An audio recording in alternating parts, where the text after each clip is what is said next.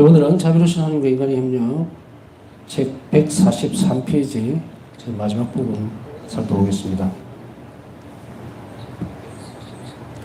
어제 이 대목에서 좀 잠시 많이 머물렀던 이유는 굉장히 중요하기 때문입니다. 그래서 사제 직무에 대한 부분들을 직무라는 측면보다는 사제의 정체성에 대한 부분들이 있었기 때문에 많이 말씀을 드렸고, 그것 또한 신자들에게도 해당되는 부분이고 반드시 참여해야 되는 그런 부분이기 때문에 설명을 드렸고요.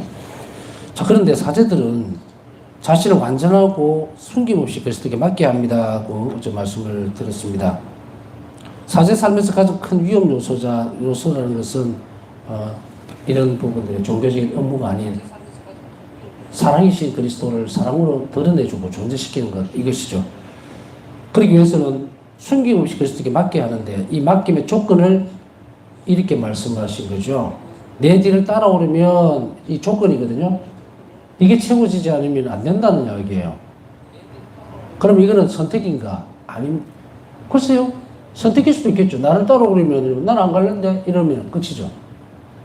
근데 사실은 이 끝말까지 갈 필요는 없을 거예요. 왜냐면은 우리는 본능적으로 영원한 삶을 추구하고 있고, 특히 그리스도인들은 그것이 무엇인지를 분명히 아는 사람들이 불리워져서, 그리고 세례를 받았죠.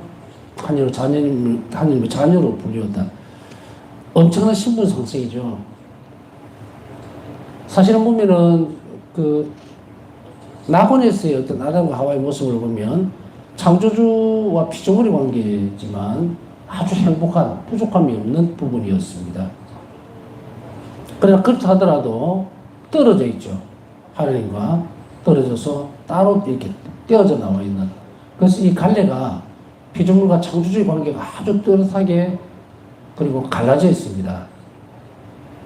그런데 이제 신약에 와서는 예수 그리스도의 탄생으로 인해서 어떻게 됩니까? 안으로 들어가게 되는, 신성 안으로 들어간다는 말씀을 드렸죠. 이것은 정말 천지가 역사 전체를 다 통틀어서 이런 일이 있을 수가 없다. 이거 아주 빈약한 표현 같아요, 이것도. 천지 창조 이래로 이런 일이 없었다라고 얘기한다 하더라도 얼마만큼 와닿을까, 우리에게 있어서는. 그래서 일반적으로는 그렇게 충격이 오지 않는 말일 수도 있어요. 우리가 세례를 받고 하나님 자녀가 되었습니다라고 했을 때, 자, 요 문장 하나만으로 내가 하나님 자녀가 됐구나 하는 이 단어 하나, 요거 하나 때문에 충격을 받은 적이 있습니까? 엄청난 일이 내 삶에서 벌어졌구나. 우리가 흔히 이야기하면은 보통 세상 살아가면서 무슨 좋은 일이 있거나 출세를 했거나 이러면 아이고 뭐 조상을 잘 만나서 어쩌고 저쩌고 이러죠. 물론 그것이 뭐 내용이 꽉 찬 그런 말은 아니라 하더라도, 근데 우리 자신의 삶으로 다시 돌아왔을 때는 어떤 부분들을 다시 살펴봐야 됩니까? 이런 일이 있을 수 있을까? 예부터 시작이 되어져야 되겠죠. 여러분들이 세례받던 순간을 기억하십니까? 저는 기억이 없어요. 태어나면서부터 태어난 지 사흘 만에 받았기 때문에, 이틀인가 사흘 만에 받았다는 것 같아요. 세례를 유아세례죠. 바로 받아봤기 때문에 그 순간의 기쁨이라든지 이런 걸 전혀 모릅니다. 갓 태어난 애가 뭘 알겠어요. 그렇다 하더라도 그것이 점점 자라면서 성장하면서 하나님 대해서 알아가면서 그 기쁨이 전이가 되죠. 첫 번째, 세례 때의 그 완전한 기쁨은 내가 알아내기 전까지는, 알아낸다기보다도 내가 받아들이기 전까지는 계속 그냥 그대로 가요. 마치 씨앗이 싹을 안 틔우고 있는 거예요. 근데 이제는 우리는 충분히 알아들을 수 있는 그런 시점이 와 있죠. 그래서 문득 멈춰서서 사람들이 이렇게 얘기합니다. 내 인생이 왜 그래? 난 누구야? 이거 살아서 뭐해? 사실은 애써서 그 경계지를 안 넘어가려고 그러는 거예요. 그럼 언젠가는 맞닥뜨려야 되겠죠. 그럼 이렇게 생각하죠. 그럼 언젠가 맞닥뜨릴 때 그때 생각하지 뭐. 그러면 언젠가 맞닥뜨렸을 때 그때 생각하겠다라고 하는 그 언젠가가 언제냐는 이야기예요. 그러니까 내 마음이 혹은 내가 결정해서 되는 일이 아니라면 그냥 이제 내려놔야 된다는 이야기예요. 내려놓는다는 말을 다른 면으로 표현하면 예수님을 가야 된다는 이야기가 되겠죠. 그죠? 그러면 이게 어떻게 됩니까? 누구든지 내 뒤를 따라오려면. 이 말 안에 누구든지라고 하면은 포괄적이에요. 너는 꼭 따라와야 되고 너는 안 해도 된다가 아니라는 이야기예요. 누구든지 너희들이 마음만 먹으면 하고 자유를 준 거예요. 하느님의 신비 안에서 볼 때에 가장 완전한 자유의 표본을 볼 수가 있어요. 또한 자유는 이렇고 한 자비는 이렇다는 것에 대해서 분명하게 해주는 것이 뭐냐면 우리가 결정할 때까지 하느님이 기다리신다는 거죠. 협력을 기다리고 있다는 그 존재에 대해서 내가 어떻게 받아들여야 될 것인가의 문제예요. 내가 그분에 대해서 숙고할수록 혹은 묵상할수록 우리 신앙은 단단해지면서도 자신을 놓을 수 있는 길을 발견하게 돼요. 바울 사도는 이 말씀을 이렇게 표현하고 있죠. 그리스도께서는 점점 나한테서 크시셔야 되고 난 점점 작아져야 됩니다. 이 말은 그냥 작아질까? 없어져야 됩니다. 이 말이거든요.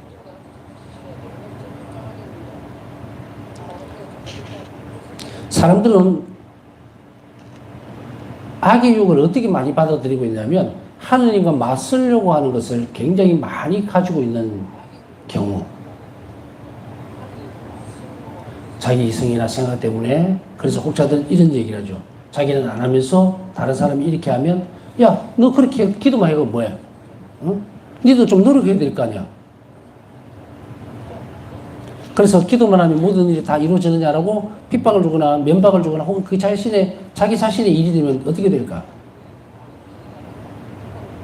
사실은 이 두 개는 긴장 관계에 있어요. 그래서 역설적으로 보면 바울사의 삶에 있어서 보면 기도가 먼저 선행이 됩니다. 일기에서 보세요. 기도가 필요하지 않은 사람 아무도 없다. 시작은 거기에요. 그런데 어떤 사람은 본인은 기도를 하지 않으면서도 면박을 주죠. 너는 기도만 하면 다냐? 근데 본인은 아무것도 안 해. 기도에 불신을 가지고 있으면서 그렇게 덤빈단 말이에요. 이게 악인 거야. 어느 한쪽에 치우침이 있어야 되느냐, 아니면 이쪽이 더 강조되어져야 되는 하는 것은 이미 건너가야 됩니다. 의탁과 자비에 대해서 말씀을 드릴 때도 의탁과 자비는 반비라는 것이 아니라 비례한다 그랬죠. 내가 자비를 하려면은, 그리고 자비를 그 안에 신비안으로 들어가려면 일단 시작해야 돼요. 일단 이게 자비로는 일일 것이야라고 하면 해야 돼요. 자비는 베풀면서 배우는 겁니다. 하나님의 협력이 또 은총이 들어오기 때문에 배운다는 말은 그 말이에요. 자비를 일단 실천해야 돼요. 그래야만 점점 잘한다, 이게. 앉아가지고 무슨 자비가 어떻고 이럴 거야, 저럴 거야. 거기에 대해서 묵상하고 그냥 앉아있으면 그게 잘합니까? 안 잘하죠? 그래, 지금 우리는 항상 어떤 것을 끄집어내야 되냐면 오늘 강의를 이렇게 들었으면 당장 내일 내가 변화된 모습의 자비를 실천할 수 있어야 돼요. 수없이 많은 것들을 내 영혼 안에서 예수님과 협력한다는 것은 자비의 순간들을 매일 자꾸 늘려가는 겁니다.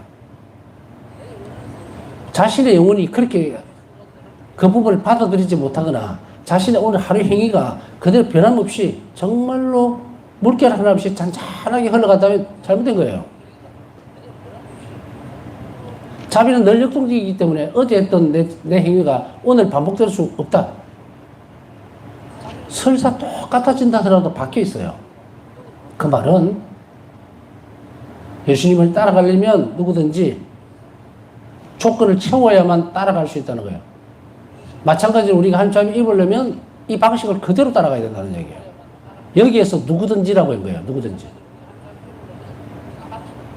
전부 다 이 표현 아니죠. 누구든지예요. 선택권을 우리에게 던져놨다고. 그러나 선택을 한 사람은 제약 없이 따라올 수 있다는 이야기예요. 얼마나 넓고 포괄적인 말씀을 예수님이 하고 있느냐. 잘난 사람, 돈이 많은 사람, 부유한 사람, 그런 사람만 따라오는 게 아니고 누구든지. 그렇다고 하더라도 강제적으로 데리고 오기 위해서 모두 다라는 말도 안 쓰고 있다고. 그러면 이렇게 돼야 되겠죠. 모든 사람들은 나를 따라오려면 이렇게 되겠죠. 그러나 여기에서 누구든지라고 했을 때는 적어도 적어도 하나님이 선택하신 사람들이라는 것을 알아들어야 되겠죠. 그래서 예수님 복음에 다른 부분에 뭐라고 말씀하고 계세요? 아버지께서 보내시지 않는 사람 나에게 올 수 없다. 그럼 우리 여기서 어떻게 생각해야 됩니까? 내가 예수님 믿고 따라간다는 것은 이미 조건적으로 어떻게 돼요? 아버지께서 나를 선택해서 부르셨다는 거죠. 그 불림을 받은 사람들이 누구든지예요. 전혀 믿지도 않고 세례를 안 받는 사람이 갑자기 예수님 따라갑니까? 있을 수 없는 부분이죠. 그러니 여기서 되어져 있는 조건적인 부분은 뭡니까? 세례받은 사람들이겠죠. 그리스도인들을 이야기하는 거예요. 그리스도인들 가운데 누구든지, 그러면 그 누구든지에 내가 들어가 있다는 거예요. 그러면 이제 같이 맞물려 들어가죠. 그 뒤에 대목을 보면 자신을 버리고 제 십자가를 지고 나를 따라야 한다. 자신을 버리고. 자, 어떻게 버릴까요? 자신을 버린다는 게 뭐예요?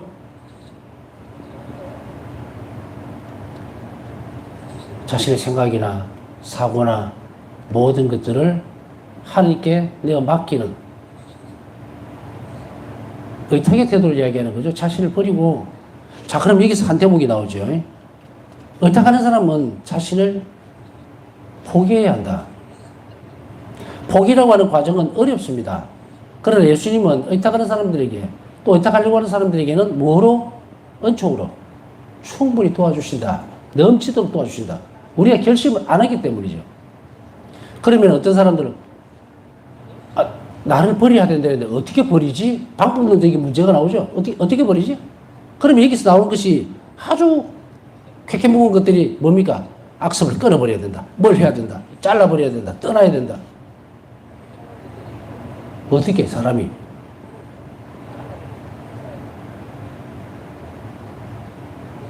자신할 수 있는 일은 없어요.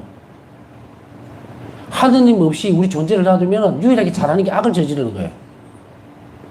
이거 외에는 강점이 없어. 그래서 본성이 악으로 기울어져 있다고 그러잖아요. 악이 기울어져 있으니 하니까 의탁하는 태도가 없다는 이야기죠. 그럼 우리 세례를 통해서 다시 어떻게 됩니까? 선을 선택할 수 있도록 기울어졌죠. 성향이. 하나님 엄청난 자비로 이걸 털어놔요. 물줄기를. 그런데도 불구하고 우리 본성이 너무 강하면 악에 대한 집착 돌아가 버립니다. 자, 그러면은 우리는 어떤 순서를 잡아야 될까요?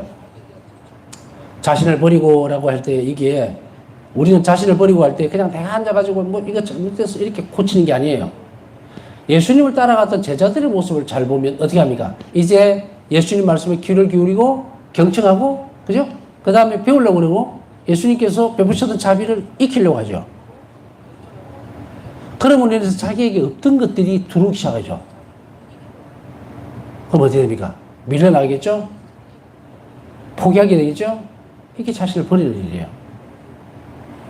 나보다 예수님이 하시는 것을 그대로 가는 것, 옮겨가는 거예요. 뭐 이것 때문에 붙들려서 못 가고 이런 문제가 아니다. 할 수 있는 부분이 없다. 그럼 부자 청년 똑같죠. 재산이 많았기 때문에 떠나가는 거예요. 내 자존심이 많고 자애심이 많고 나는 더 위하게 되고 이기적이고 욕심이 많고 세상의 권력이나 이런 것들에 파묻혀 있으면 그것 때문에 못 따라가는 거예요. 떠나지를 못해서 못 따라가는 거지 뭘 끊고 뭐.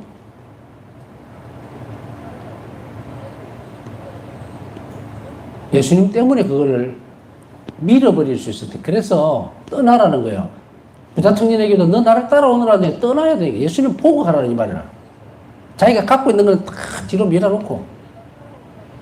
예수님이 뭐 부자 청년에게 너 재산을 끊으라 그럽니까? 아니죠. 가서 가진 것을 다 나눠주라. 가난한 이들에게. 우리가 그러면 예수님 따라갈 때 내 악습을 나눠줍니까? 사람들에게? 그래서 나눠줌으로 인해서 악습이 끊어지는가? 잘못된 방식으로 가고 있죠. 우리가 하느님 앞에 가장 먼저 예수님 따라갈 때 저는 재물을 아무것도 하지 못하는 그런 존재입니다 하고 인정할 때 따라갈 수 있는 거예요. 그것이 어떻게 기본 조건이에요. 기본 조건이지 충족 조건은 아니에요. 그러면은 예수님은 어떤 것을 이야기하고 계십니까? 어떤 사람을 보고서 야 너 가서 너가 갖고 있는 단점들 다 회개하고 버리고 따라와. 이렇게 하느냐? 아니다.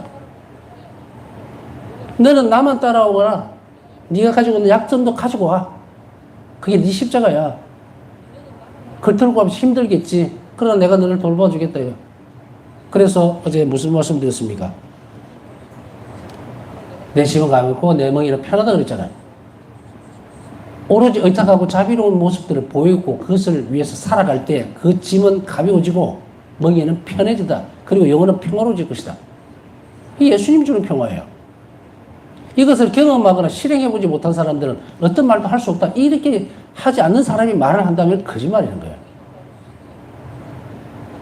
막 이렇게 하면 고통에서 벗어날 수 있습니다. 뭐 이렇게 아프면 거짓말이에요. 예수님은 고통을 없애주시는 것이 아니다. 예수님이 십자가상에 죽으면 우리 고통을 없애는 것이 아니에요. 고통을 통해서 인간이 겪을 수밖에 없는 고통을 통해서 구원대로 이끌어가려는 거예요. 그래서 바울사 성경은 어떤 고통에 대해서 당신의 십자가에 대해서 뭐라고 말씀하시는 거예요? 이 고통을 주님께 드림으로 인해서 너무도 놀라운 구원한 영혼의 구원을 위해서 쓰시니 이 얼마나 놀라운 일인가. 이 가치 없는 인간이 하는 행동을 그렇게 하면서 성화되고 당신 안으로 들어갈 수 있는 거예요. 그리스도인의 가치는 이런 측면에 있습니다. 얼마나 놀라운 사람으로 변화가 되어 있는 것인가. 그러면 품위 있게 변화된 그리스도인들이 생활 양식을 어떻게 바꿔야 되겠어요? 거룩하고 덕성을 갖추려고 애를 쓰고 이웃에게 늘 자비로 가는 사람들 되어야 되겠죠? 우리가 이제 이런 말을 듣습니다. 막 뭐라고 하다가 애가 뭐라고 잘못된 것을 하면 부모님들도 막, 다 그렇진 않겠지만 막 그러죠. 애가 공부를 너무 못한다 아니면 좀 너무 장난이 심하고 좀 못된 짓을 자주 한다든지 이러면은 그 안 좋은, 버릇 안 좋은 부분들이 있을 때 부부간에 이런 대화가 오고 간다고 가정을 해봅시다. 당신 닮았어, 다. 내 닮았으면 정말 공부 잘하고, 똑똑하고 착한 일을 할 텐데, 당신 닮았어, 그렇다고. 또 바깥에 갔을 때 어떤 아이들 행동을 보면서 너무도 순하고 착한 행동을 볼 때 부모한테 같이 있잖아요. 그러면, 아유, 아버지를 닮아서 이렇게 착한가 보다. 또 혹은, 다른 말로 하면, 야, 너희 아버지가 누구냐? 너희 부모 누구야? 누구입니다. 그렇지. 어쩐지. 너희 부모님도 너무 착하고 사람들에게 잘해주더니 딱 닮았네. 아버지 닮았어. 엄마 닮았어. 무슨 말씀 드리고 싶어 하시는지 아시겠어요? 사람들이 여러분 각자, 저도 마찬가지지만, 보고 하늘에 계신 아버지를 경배하게 해라. 우리가 자비롭고 거룩해질 때에, 믿지 않는 사람들이 볼 때에 우리가 믿고 있는 하느님의 거룩하심이 드러나도록 해주고, 정말 저들이 믿는 하느님이 정말로 자비로운 분이니까 저렇게 온화한 사람들이고 나는 그걸 또 느끼고 있구나라고 그렇게 되어져야 된다. 이게 하늘에 계신 아버지를 거룩하게 하는 거고 영광스럽게 하는 거예요. 자, 우리가 이렇게 살아낼 때에, 예수님 따라가면서 그분을 살아낼 때에, 그래서 너희 행실을 보고 누구를 알라 해라? 하느님을.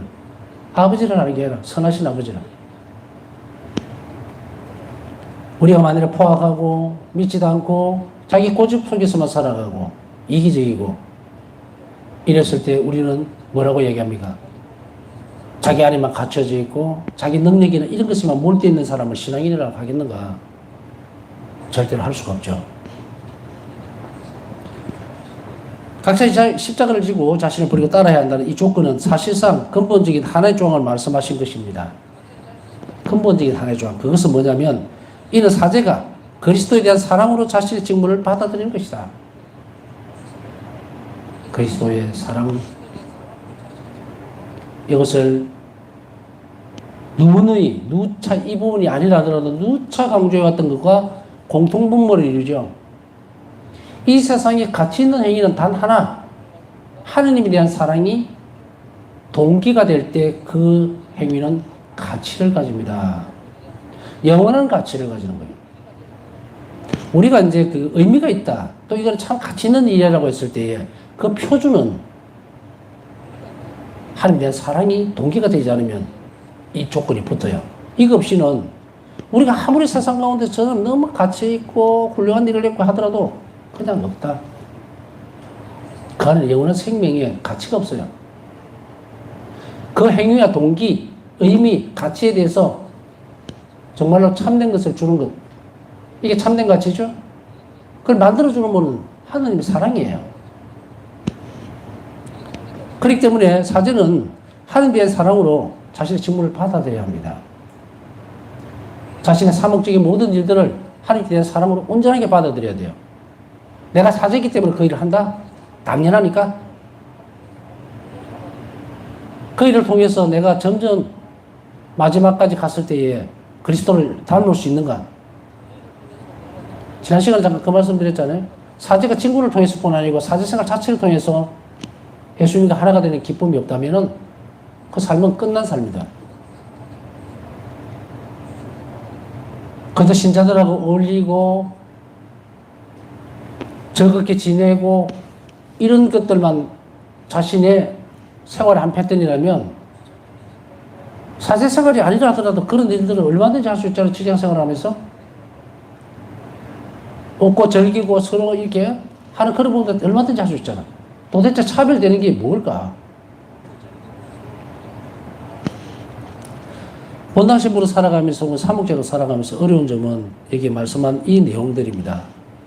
그리스도께 대한 사랑으로 직무를 받아들이는 것 참으로 어렵고 힘들고 때로는 십자가이면 분명한 사실이에요. 저는 이제 그 사제 생활을 하면서 본당신부를 하면서 이런 생각이 들어요. 가장 작게 있던 본당의 신자들은 한 40명 정도 됐었고 그래도 제법 큰 본당의 신자들이라는 것은 1000명 이상이 되잖아요. 근데 일은 똑같아요. 작은 본당이니까 없을 것 같은데 똑같아. 일은 항상 신경은 살아있고 그랬을 때 늘 의문이나 물음표를 가지는 것은 힘든 일이 신자들과의 부딪힘 이런 것이 있을 때마다 그걸 회피하려고 하지 않으려고는 끊임없이 노력을 하는 거예요. 늘 좋은 일만 있을 수 있는 것은 아니지만 그러나 그들에게 내가 사람에게 신자들에게 내가 사랑을 주고 있느냐의 문제가 아니에요. 내 행동을 통해서 신자들에게 정말 하느님을 사랑할 수 있도록 만들어주느냐의 문제. 어떤 때는 혹여나 내 때문에 이 사람들이 나를 보고 예수님에게서 떠나가지는 않을까 하는 것이 가장 큰 위험도예요.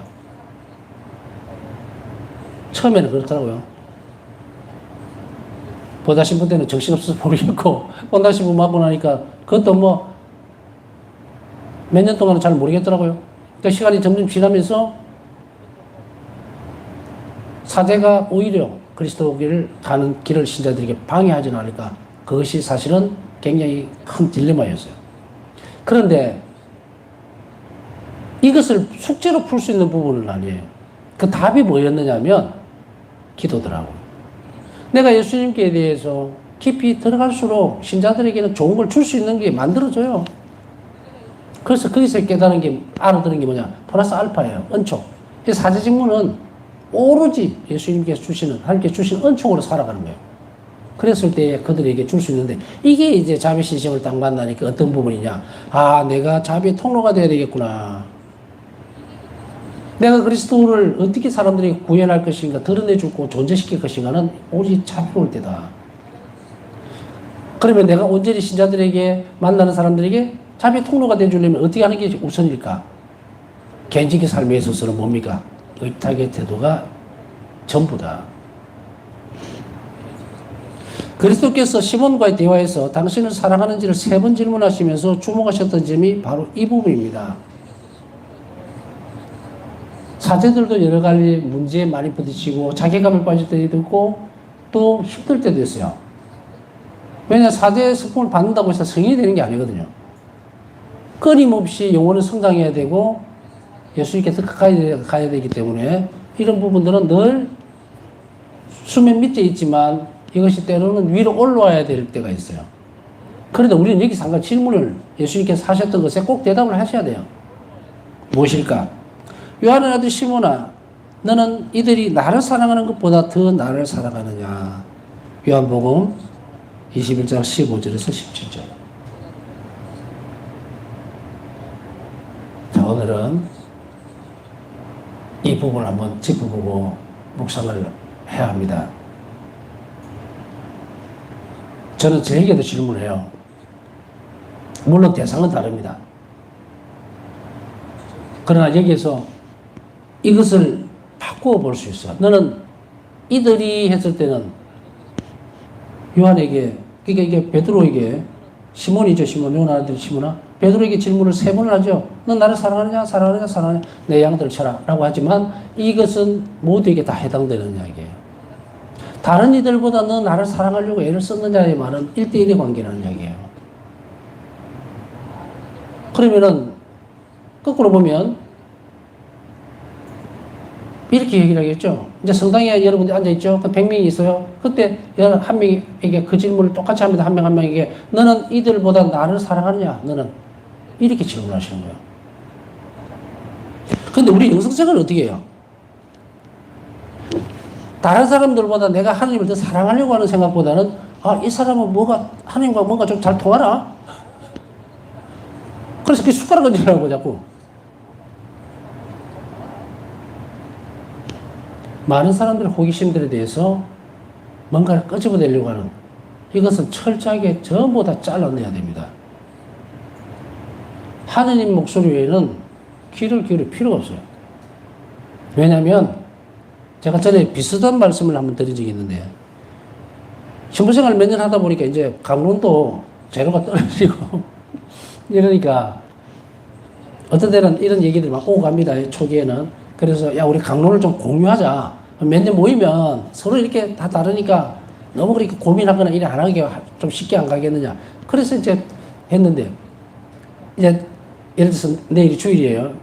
아니면 다음 주가 이제 내가 강론을 이제 준비해야 되는 그런 때가 되면, 그래, 뭐 다 있는데 뭐 갖다가 탁 읽어주면 되지 하고 이제 시간이 거의 다 돼갈 때 토요일쯤이나 아니면 금요일쯤이죠.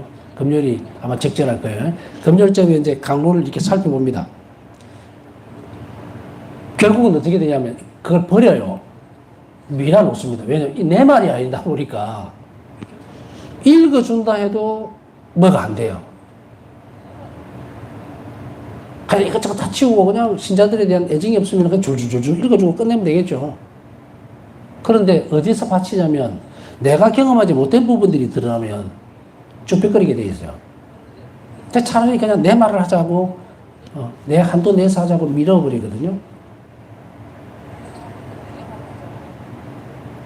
무슨 말씀 드리지 아시겠어요? 다른 사람의 영적 경험이 그 귀걸이고 들여다보는 그 시간에 하나님께서 나에게 원하시는 것에 대한 답을 해야 돼요.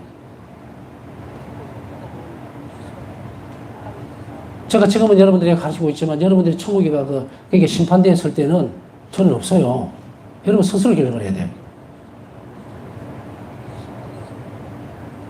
왜 둘러서 저 사람의 경험이 내 대답이 된다? 있을 수 없다. 그래서 제가 그 말씀을 뭐 비슷한지 안 한지는 모르겠지만 비슷할 거야 아마 그 경험치로 보면. 결코 이게 내 게 아니에요. 나도 강론을 준비하면서 내 양식이 돼야 되는데 아니라는 거예요.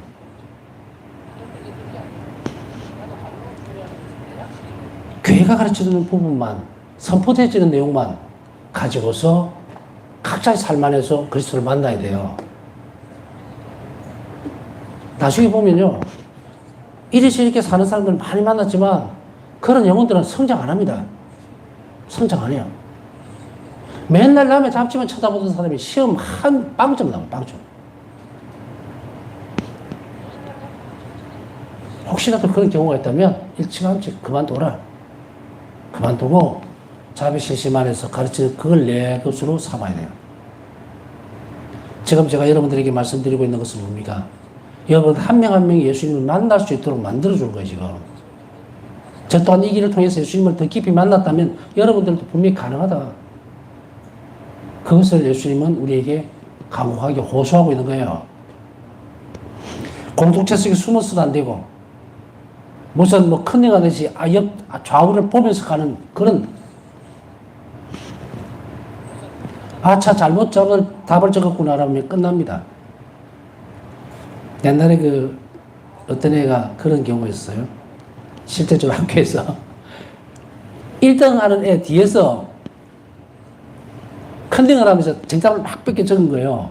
그러고 나서 이제 나중에 가가지고 또 시험 발표를 하는데 보니까 지는 이제 분명히 다 따라 들었으니까 1등 하는 애가 99점이 나왔어요. 그러니까 지도 이제 99점 나왔거든요. 제가 딱 봤는데 빵점이 나온 거예요. 그래서 이게 분명히 무슨 일이 생겼지? 왜 내가 빵점을 맞았자고 나중에 보니까 한 가지 미라가 적은 거예요, 답을. 너무 마음이 급하니까 이렇게 보다가 사이사이로 보면서 막 뺏겼는데 정답을 하나씩 미라가 적다 보니까 결국은 답이 뭐야? 빵점이 나온 거예요. 어쩌면 우리가 이 시간이 너무도 어려운 은혜로운 시간은 이런 것들을 좀 더 가볍게 얘기할 수 있는 시간이었기 때문인지도 모릅니다. 그러나 이것이 결코 가벼운 주제는 절대로 아니다. 가장 엄중하고 무거운 질문이에요. 여기에서 여러분들이 각자의 가지고 있는 삶의 태도를 조정해야 됩니다. 그 조정하는 것이 뭐냐면 시몬에게 얘기했듯이 너 나를 사랑하냐?